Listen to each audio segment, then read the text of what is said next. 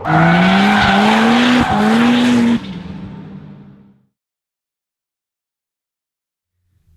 up, everybody? My name's Ryan Sear. Just wanted to introduce myself quick. I'm a member of the Slip Angle team. You might have seen me in a couple of the other videos. It's my fucking Uber. Hey, buddy. Oh, you Uber? I'm Uber. Ricer Uber? Yeah, Ricer Uber.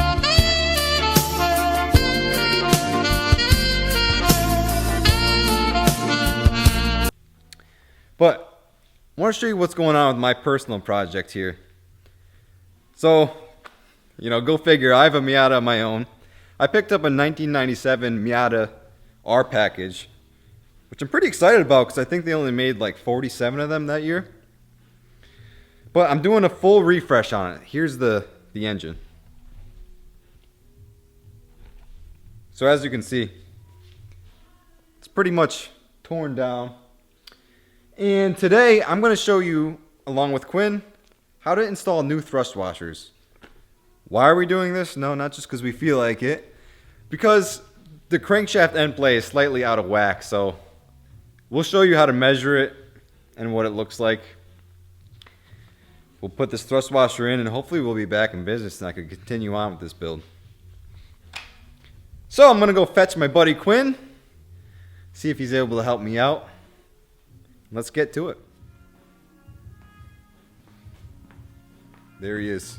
Oh, we're live? We're live. Oh, shit. All right, what are we doing today? Fixing a little thrust washer wear here? Yes.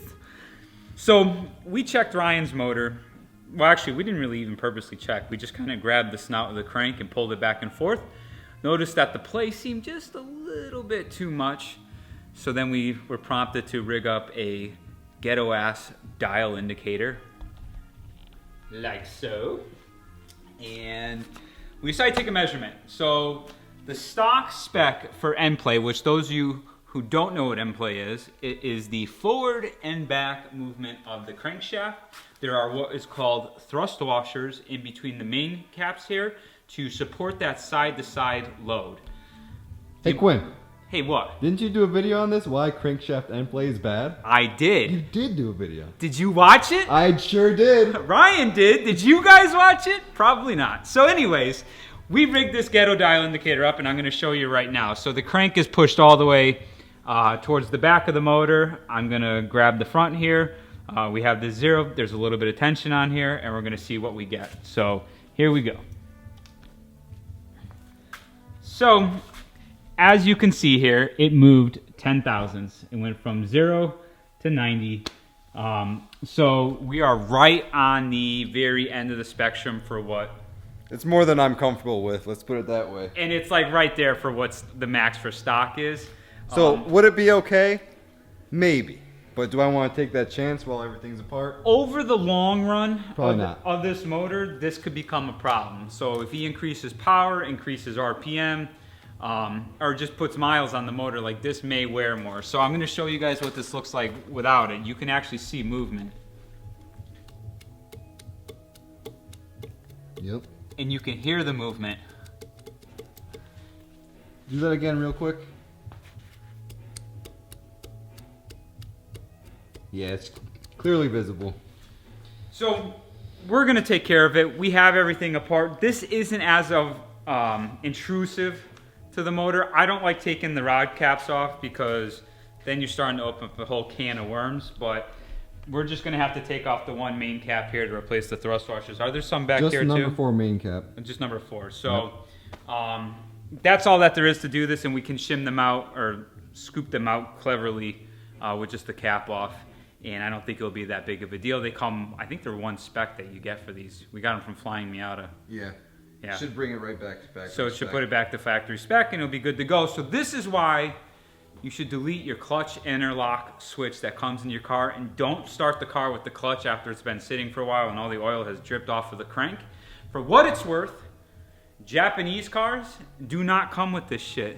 That's an American knucklehead thing, so people don't start the car with it in gear and have it take off and go forward. In Japan, that's not a thing. They know that that is bad for the motors. So they purposely don't put it in there. It's mandated here in the United States, and that's why we have that. That is the only reason why we have that. So if anybody tells you it's a needed thing, tell them they suck and they're a moron. So here's our number 4 main cap. I don't know if you can see it on camera, but if you look deep down in between the counterweights here, you can see a little bit of those thrust washers protruding. My finger looks like a big white penis. You could be sticking your penis on there.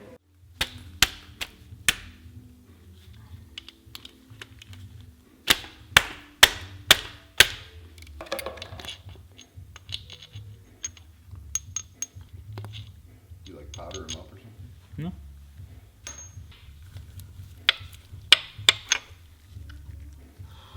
All right. So notice how I'm taking this off. I'm going to place this down on the ground exactly the way it's going to go back. You do not want to reverse these. Has to go one direction. Actually, look at, there's an indicator here for the orientation. And I don't think there's a 4 on here, but 3, 2, 1. Not sure what happened with this casting. If that's a 4, it looks like somebody shit it out. So now that the cap's off, you can clearly see the thrust washers. Look at them thrust. Look at them thrust. Very small. There and there on either side. They're 2 little like half moons. Quinn's getting a pick. And get those guys out of there. You can pick your nose, your friends can pick your friend's nose, but you don't pick your friend's nose. Is that how that saying goes?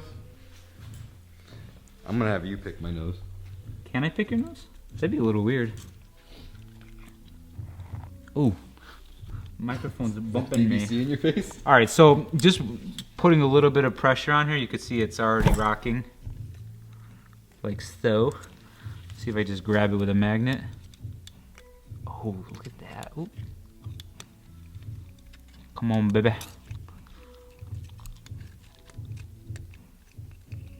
Oh. That loose, huh? Well, it's really once the cap's in there that they're held in place. The nice thing about this is there's not really like a spec or tolerance that you have to do. I mean, they're machined to a certain spec or tolerance, but you don't have to. Just all you have to do is torque the main cap back to where it's supposed to be. Ah, there we go.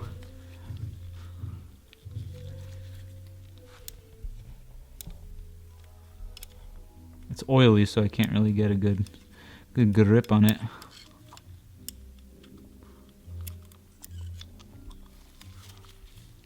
Okay, there's one.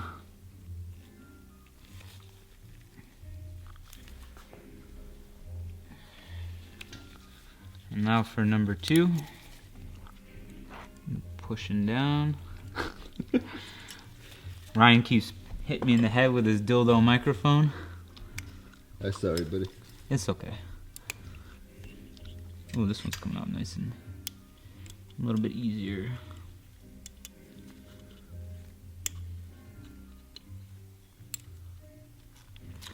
So, I guess another thing to make notice of is that there is notches in these, and those notches face the counterweights themselves. They don't face the inside. So you could see as I pull this out, what presses up against the main cap is the flat surface of it, and then on the other side for the counterweights, there's grooves here, and that's probably just to allow oil to pass in between there. Which is why these things wear down when the oil drips out from the crank and you use the clutch to start the car. No fucking good. No fucking good. So here we go. Alright, out with the old, in with the new. Where are the new ones? Here we go. Okay, buddy. So, oh. I thought you were pointing the camera down. These are our worn thrust washers. This is our new one. If you look at this, you can see the scoring in it. Not so much on the side that faces the main, but the side that faces the counterweight has grooves in it. I measured with a caliper here, and this is a couple thousandths thinner than our new one. Here's our fresh one here, and we discovered after we unpackaged these that these are actually made by ACL. ACL makes a lot of bearing applications, race bearings. So this is what you get from Flying Miata when you order these thrust washers from them. But we're basically just going to reverse what we just did for these. We're going to put these back in, again making sure that our grooves face our counterweights away from the main caps. Quinn, look at your big bottle of lube. Ooh, some lube. So we're going to do some engine assembly lube on these things. I'm going to do a kind of a generous amount here. Oh my god, look at that. And then this way, there's no issues for the first start on these. I don't think there's really going to be much to worry about as far as the break-in period is concerned. But, you know, let the engine get up to temperature as you normally would before you start applying load and stuff. Let oil temps get up. And that's all. That's all that should be required for this. So again, grooves facing counterweights here. Just gonna kind of reverse. This is a little bit difficult because my hands are very slippery. Just sliding it in. And that's it. Slid in there real nice, huh? Yeah, that was pretty easy. Like I said, there's not much like... They're just kind of held in place like once you put the mains on. These are probably meant to like move around a little bit freely in there.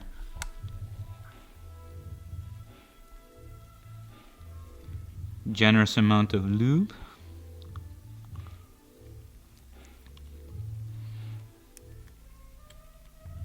Let's get it started. And then just slide it in. This one's a little bit tighter. Oh, there it goes. And that's it. Just make sure they're even at each end. And we're going to reinstall our main cap. Get that lube out of my ear. I don't know, it looks like it needs a little. So factory torque spec is supposed to be between 40 and 43 foot-pounds, but you know how we do things around here. We just go right to the max, baby. Crank her up. So I'm gonna crank these down to 43 foot-pounds. But before we do, a little bit more lube. Oh, Ooh. jism. Because that's what we do around here.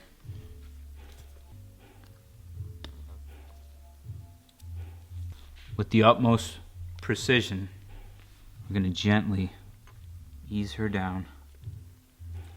Bam.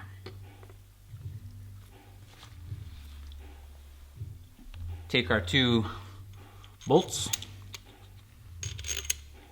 So as we tighten this down, we're gonna do a little bit on each side as we gradually get to our torque spec.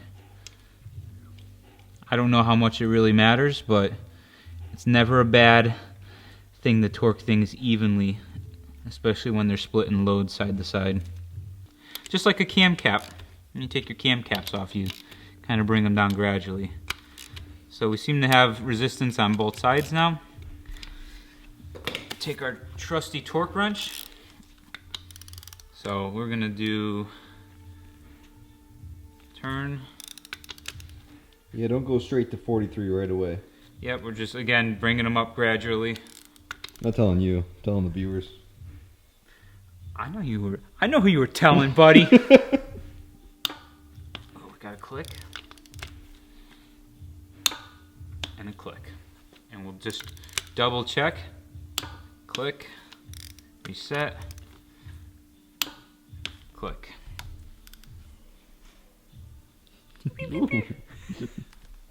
And that's it.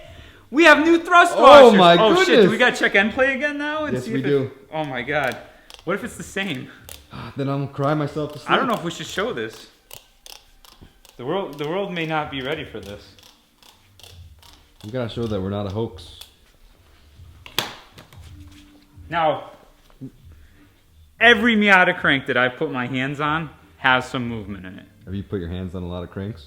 Well, I put my hands on a lot of cranks. It's just how I roll. Oh wow, I could tell visually that that's it's better. definitely tighter. It's not nearly as audible either. kind of want to hook up my bootleg dial indicator again. Let's do it, and 100%. see. Yeah, let's see. Are we rolling? Yep. All right, Oh, shit. moment of truth. Moment of truth here. Dial, well, ghetto dial indicator hooked up. Ugh. What do we got, Quinn? 6 thousandths of end play. So we went from 10 thousandths to 6 thousandths.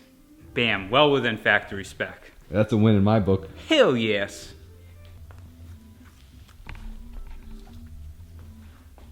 Thanks, buddy. Anytime, buddy. This is what we do around here. So there you have it.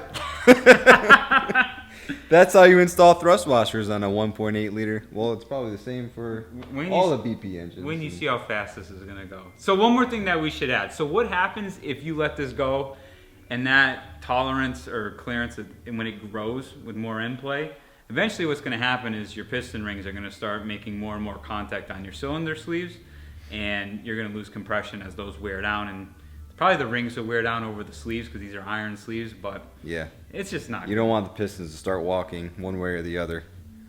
It's no good. No good. Good, say it. No fucking good, buddy. But wow, now I can continue and Yeah. put the oil pan Get back this on. build back up and going. Thank God. Hell Been yeah. putting this off for a while. All right, guys. Hope you enjoyed the video. Hope Peace it was out. helpful. Oh, wait, I gotta do Peace. my... Oh, shoot. Done.